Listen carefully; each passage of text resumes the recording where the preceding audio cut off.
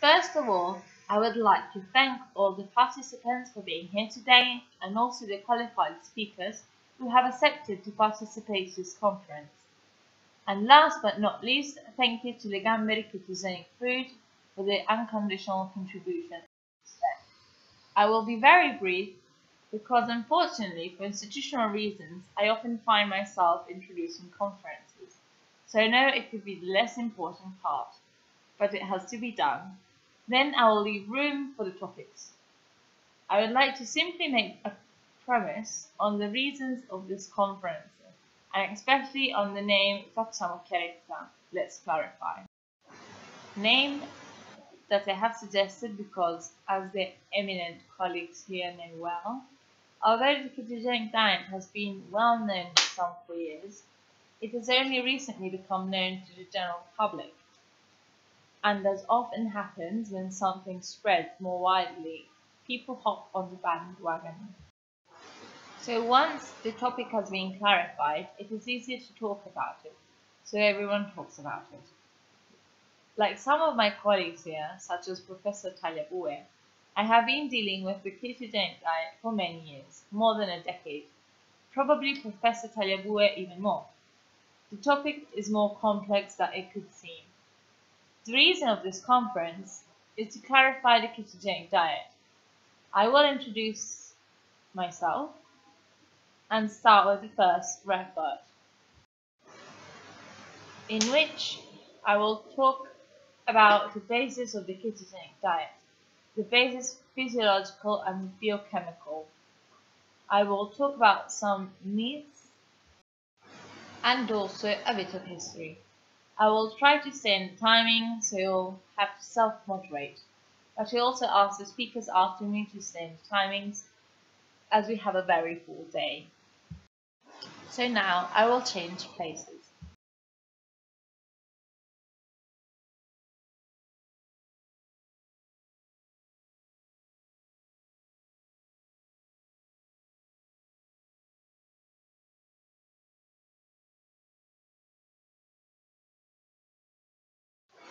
So the title of my report is What is really the ketogenic diet? Let's debunk the myths. Fundamentally, the ketogenic diet is a system to achieve a metabolic state called ketosis. Basically, there are two main ways to achieve this state: the fasting and the ketogenic diet. The ketogenic diet has been defined as modified fasting or protein-saving fasting. It is important to understand what the ketosis is and how to reach it. Before going into detail, you all surely know the definition of ketogenic diet, and not all agree on the amount, but in general, almost all authors agree that it's less than 20 or 30 grams a day, or less than 5% total daily energy of carbohydrates. Obviously, making a spoiler, this leads to an increase of the use of lipids as energy resource. The original ketogenic diet is expected as a 4:1 ratio lipid-non-lipid, but there are various other approaches that over time have been developing that don't respect exactly this type of ratio. A big difference between other types of nutrition is that during ketosis in a ketogenic diet, we will see that there is a trend after the first days of saving the use of proteins for energy purpose. This is what, for example, happens to emperor penguins. These are the ones from Happy Feet. I don't know if you've seen the movie, but these do not sing or dance. They can be fasting up to 5 months. The parents shuttle from the sea to the colonies to take the food. If you've seen the movie, you remember that the father lays the eggs, and as all distracted fathers, he lets the eggs slip, and the penguin that comes instead of singing dances. But beyond this, we have several stages identified while studying the animals. There is a transition from undernourished to fasting, because That is what they actually do with the loss of proteins. There is then a second phase which lasts 6 months, a ketosis with protein savings, and clearly, if this fasting continues without food, obviously death arrives. The animals, while fasting, are able to derive a very small part of energy from proteins when compared to animals that are not used to fast. Briefly, a bit of history. I always quote this part from Matthew 17:14-21, which gives us the right to show how even in ancient times the episode of the epileptic attacks were cured. As we find in the Gospel, these demons are not chased except by praying and fasting. This is a thing that I often report because it makes us understand how it could be the praying, obviously for those who believe, and fasting induce a state of ketosis. We have a first example of an effect, as will be explained later, on a neurological pathology such as epilepsy. The first scientific documentation, and not religious, on the ketogenic diet, so on the modified fasting, we have, thanks to the Chakwa expedition, an American officer who left at the end of the 19th century to recover a ship that has been dispersed, the Franklin expedition. He had to stay away for a few months, but then he actually was away for 2 years. 1 year, then 2 years, leaving with the Inuit sleds, and once finished the provisions, they had to adapt to a diet without carbohydrates. As he was a doctor, he then described in this really interesting step what happened, talking about keto adaptation. When they first started, they had to adapt to a diet made only of reindeer meat, because in the ice you haven't got fruit trees growing and you can't find bakery. It seemed inadequate for nurturing the system, and there was an apparent weakness, an inability to carry out the heavy duties of the journey, but this changed quickly in 2 or 3 weeks. This is interesting because of the first description of the mechanism of keto adaptation. This is an image of the second Leon Chakwa, together with the Eskimo showing them a magazine. But, carrying on, this is a famous book, The Letter of Corpulence, of William Banting, who was a mortician, who then dealt with a doctor who addressed them on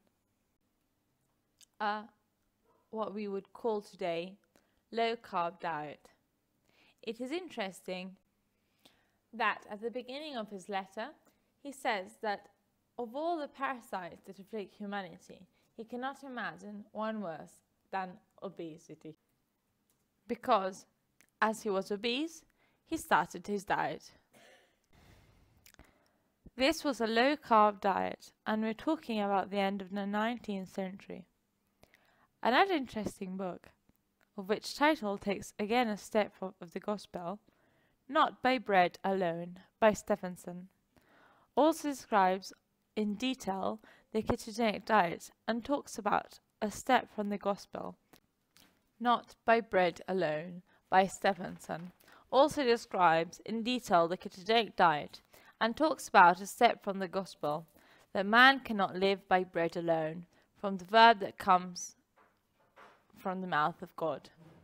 So this reference to religion is interesting because of those interested in a bit of history.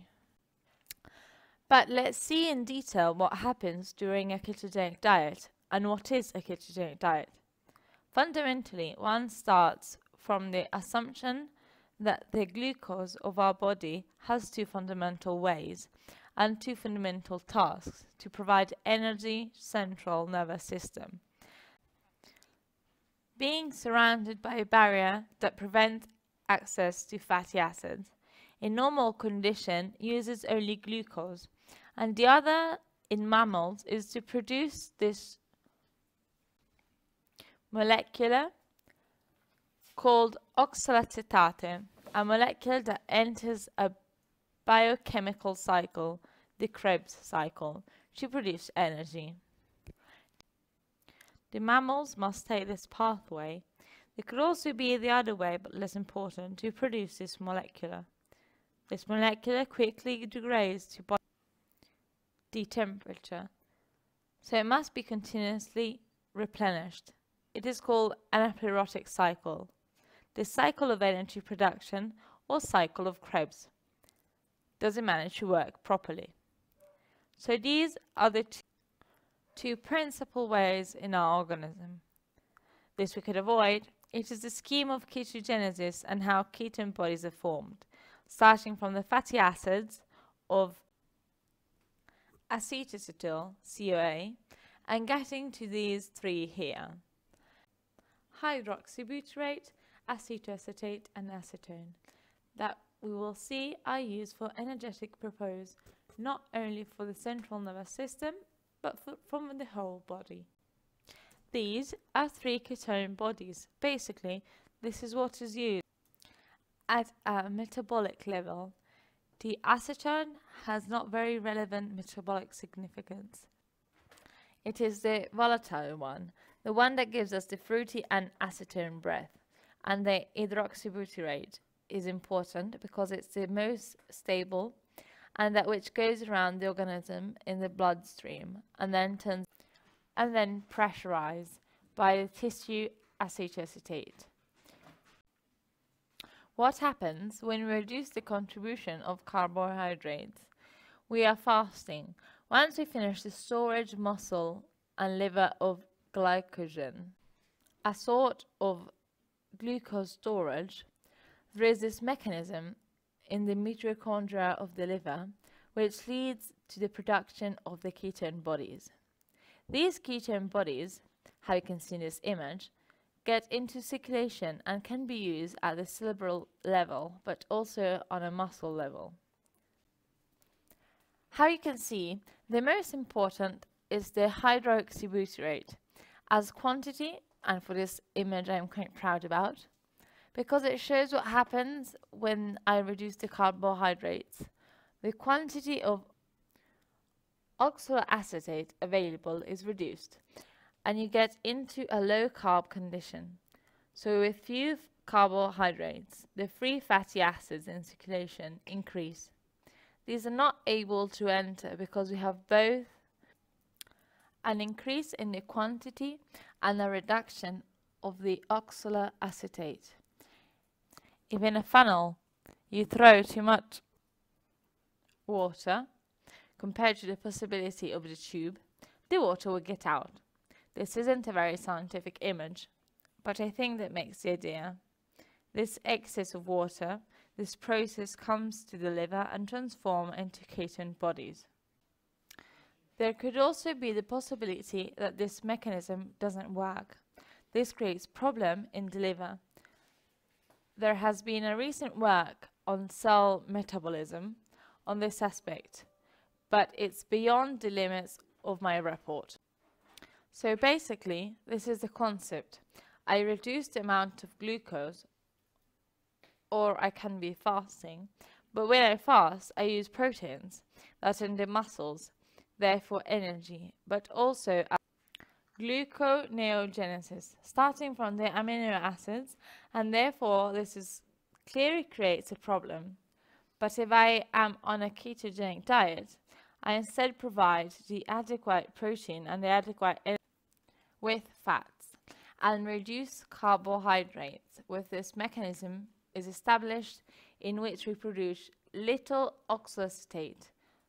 The glucose that we have is to supply the acetate, and the excess of fatty acids are then transformed into ketone bodies and allow the ketone bodies to go into the body and can be used for energetic purpose, because then the ketone body enters the mitochondria and is transformed into energy through the same principle.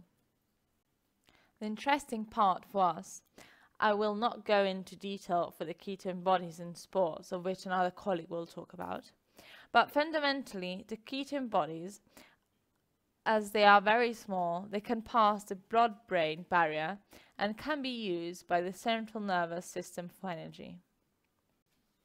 Clearly, in the ketogenic diet, the levels are different than this. Now many years have passed and the medical class slightly more free from the fear of ketosis. Although I still hear people saying that ketogenic diets intoxicate the body, they should explain what they mean. The ketone bodies are a product by fatty acids used for energetic purpose in an even more efficient way than glucose. What I would like to underline is that in compared to diabetic ketoacidosis, when the diabetes is compensant, the levels are different. The conception of ketone bodies arrives to maximum 7 or 8 millimoles. In a ketogenic diet, it is difficult to reach these levels. You could reach them in a hard fast. The levels are much lower. The pH is normal. Insulin levels are lowered, but not to zero, and the blood sugar levels remain normal. Why do blood sugar levels remain normal?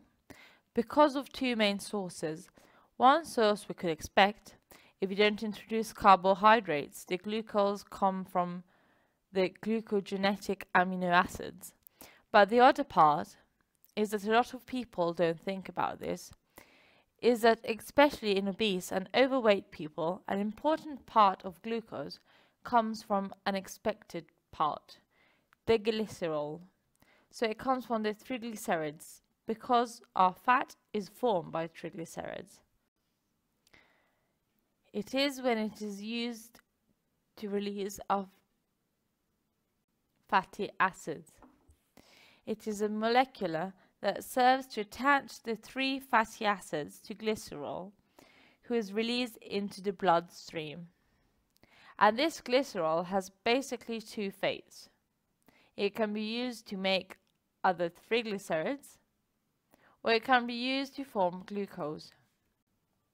This happens in people that eat normally. Instead, in a person who follows a ketogenic diet, especially overweight or obese people, becomes an important source. When I started talking about this, people said that on books you'd find that fats can't give sugars. Yes, it is right, but glycerol can. How can we define the ketogenic diet? There is no agreement in literature. An indication could be when the blood concentration of ketone bodies is higher than 0.6 or 1, depends by the authors, millimoles per liter, or if the molar ratio of glucose to hydroxybutyrate is equal or higher than 1. Here you will see it is not smaller. It is the formula to calculate. This is the trend in a subject of ketone bodies and glycemia.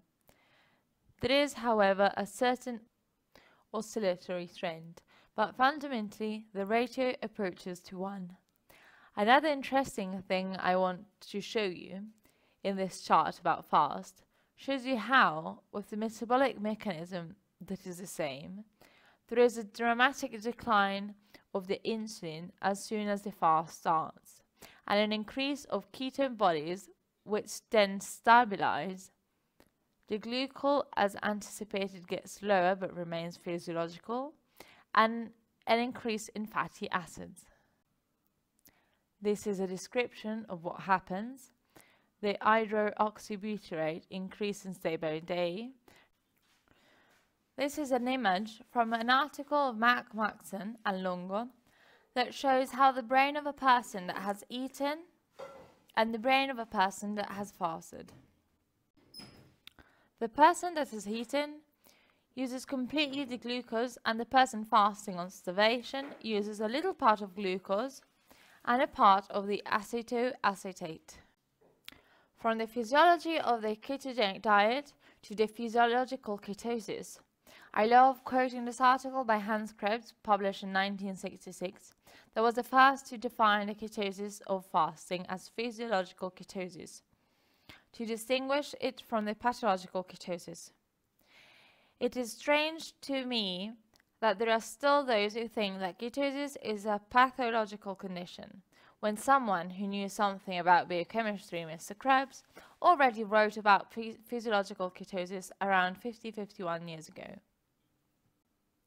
This is simply to remind you what already said, that is the use of glycerol for energetic purpose, and this process, that is called keto adaptation, takes a few days, so the ability of our organism to use is an efficient way.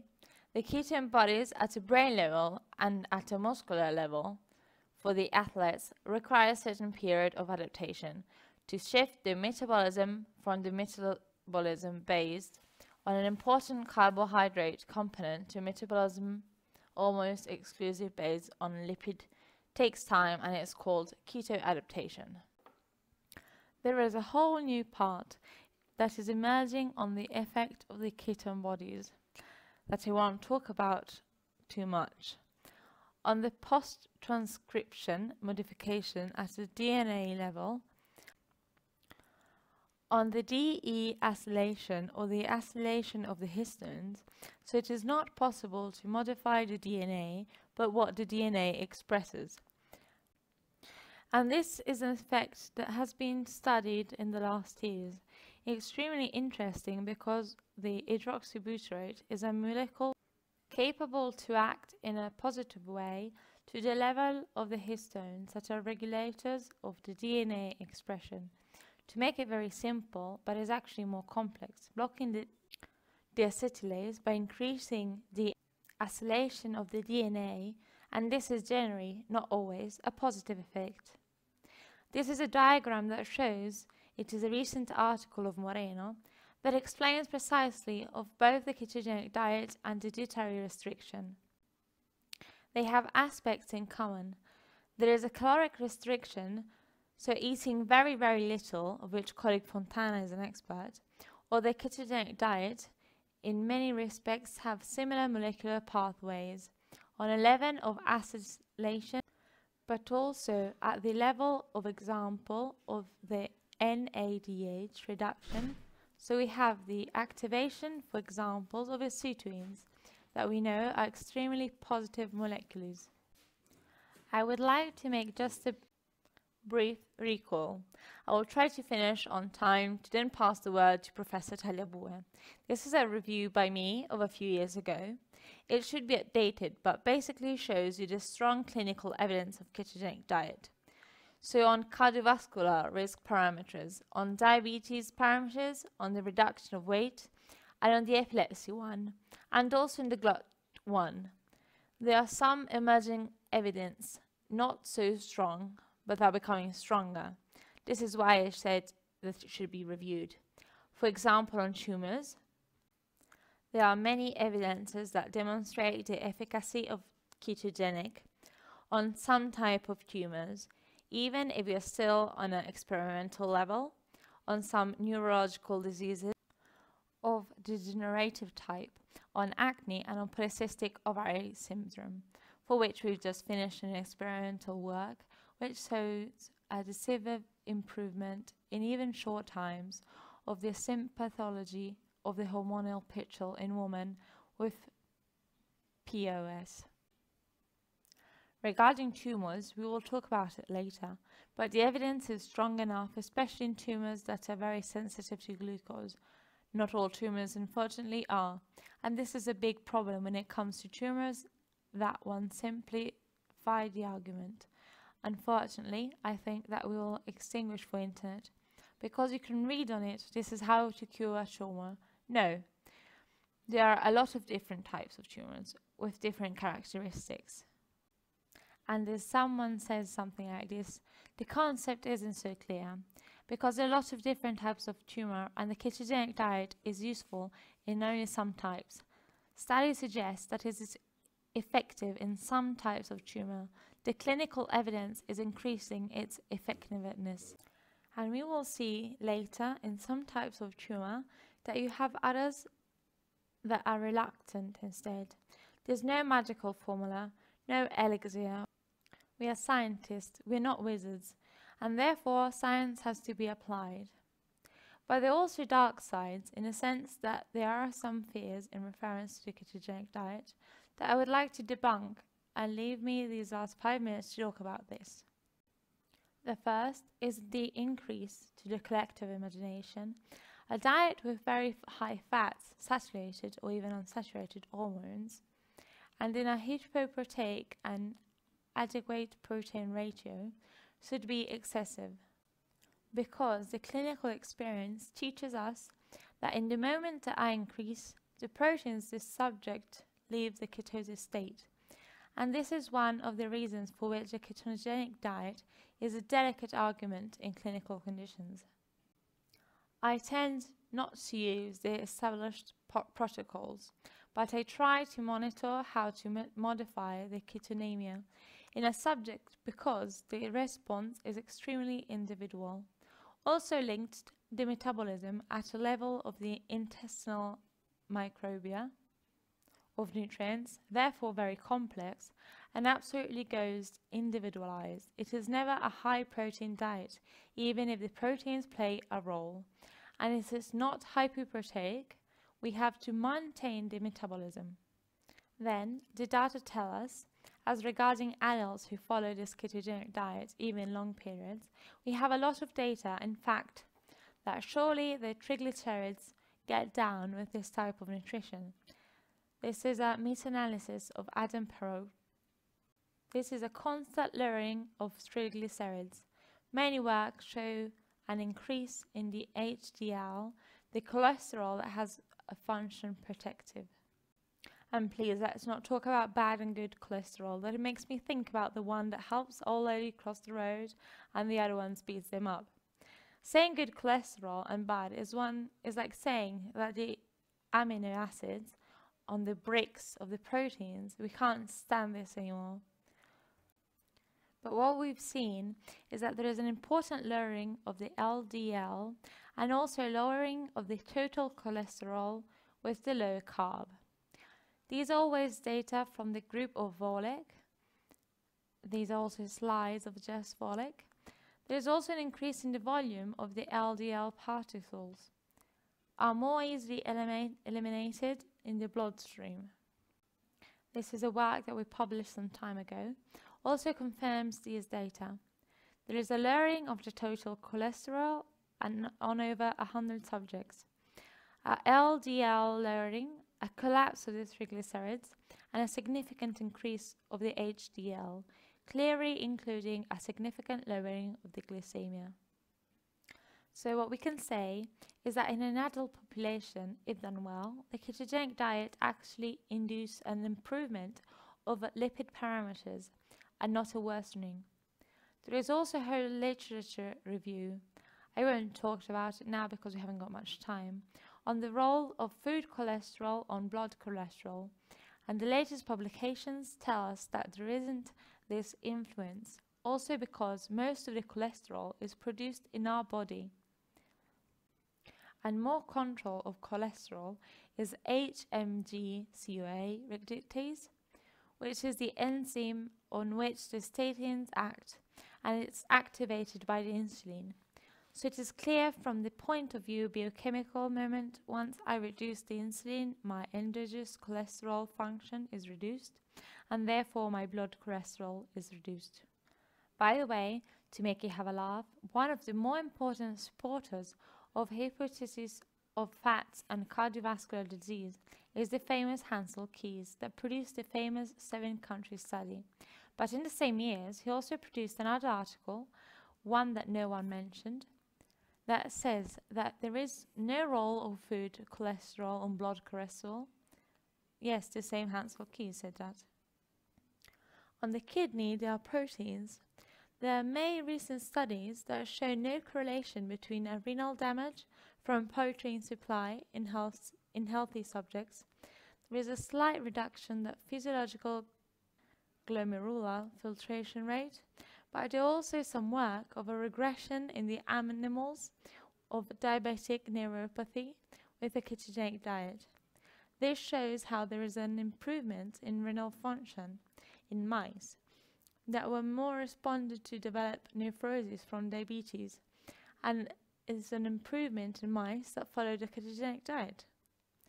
Other recent work showed that there isn't a real risk at the renal level. Concluding what we can say, the current state of art, talking about adult subjects, the ketogenic diet has been effective in many clinical aspects, even the weight reduction, of which I'll talk about later. Clearly, you have to know how to do the ketogenic diet. You can't improvise it. It has to be controlled and should be followed carefully. There are strong biochemical requirements to make it able to act on other diseases, and from the point of view of safety, in the medium term, it's certainly safe. In the long term, there are some evidences. Probably Professor Antonio Paoli will talk about it. In children at a level of nephroteliasis, but basically it is a safe diet. The ketone bodies are not toxins. They don't make the hunger pass intoxicating the brain, as some think, because they act on a certain mechanism at the level of control of cerebral hunger. I obviously thank all my collaborators from my laboratory in Italy, and also who is abroad, because abroad they have more money. And I thank you for the attention.